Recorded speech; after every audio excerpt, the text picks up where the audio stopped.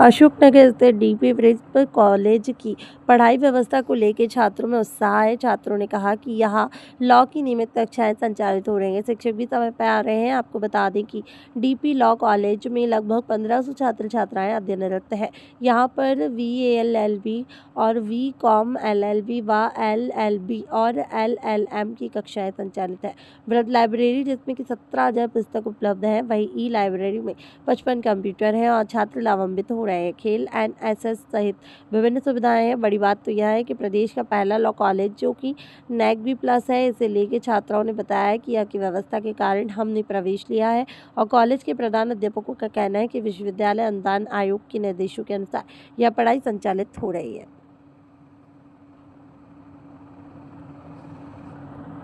करते समय इन बातों को गौर करना होगा कि संविदा अधिनियम के प्रावधानों को अच्छी तरह से जाने और उसके बाद ही कोई संविदा करे, चाहे संविदा माल के क्रय विक्रय का हो, चाहे संविदा शादी करने का हो। सर यहाँ रेगुलर क्लासेस चल रही है, बच्चे रेगुलर आ रहे हैं? रेगुलर क्लासेस चलती है जी। इस बार रिजल्ट कितना % रहने के चांसेस है? हमारे यहाँ रिजल्ट 90% एवं मोर देन 90% रहते हैं जी। हमने परिचय दे दी। परिचय मैं Tilakram Patel, assistant professor DP law college Bilaspur.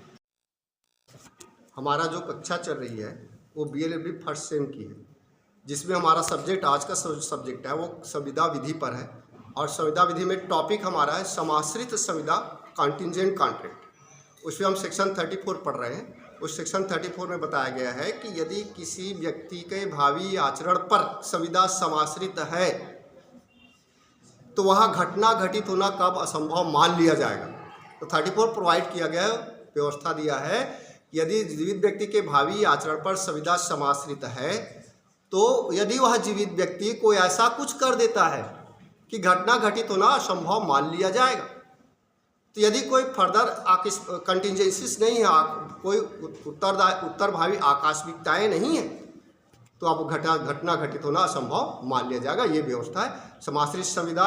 चूँकि अभी के जो बच्चे हैं वो एडल्ट होने जा रहे हैं, ये लोग Gen Z हैं, तो इन लोगों को इस बात को जानना जरूरी है कि संविदा करते समय इन सारी बातों को ध्यान में रखें। संविदा करने के लिए इनको कोई बरगलाता है तो अंडरस्टैंडिंग इसमें होनी चाहिए कि इस कॉलेज की जो पढ़ाई व्यवस्था है वो बहुत ही अच्छी है। सारे टीचर्स रेगुलर हमको पढ़ाते हैं, सारे सब्जेक्ट्स क्लियर कराते हैं। जो हमको समझ में नहीं आता है तो हम उनसे पूछ भी सकते हैं और वो बहुत ही अच्छी तरीके से हमको समझाते हैं। नाम बता दो। मेरा नाम प्रियांशी